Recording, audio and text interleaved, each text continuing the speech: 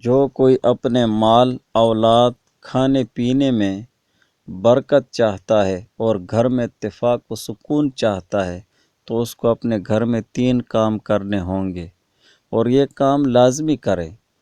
پہلا کام، گھر کے تمام افراد کم از کم قرآن پاک کا 1 صفحہ پڑھیں، جس کے پڑھنے میں صرف 2 منٹ لگتے ہیں۔ دوسرا کام، حضور علیہ السلام کی ایک حدیث پڑھیں، مثلا حدیث کی کوئی بھی کتاب کھولی اور اس سے ایک حدیث پڑھی، مثلا یہ حدیث پڑھی کہ مسلمان وہ ہے جس کی زبان اور ہاتھ سے دوسرے مسلمان محفوظ ہو، اور کتاب بند کر دی اور یہ کہا کہ حضور علیہ السلام نے سچ فرمایا اور اس پر عمل کی کوشش کریں۔ تیسرا کام، 100 مرتبہ استغفار یا 100 مرتبہ درود شریف پڑھیں، اللہ تعالیٰ کی طرف سے خیر اور برکت ہوگی، مال اولاد میں برکت ہوگی اور گھر میں اتفاق و سکون ہوگا۔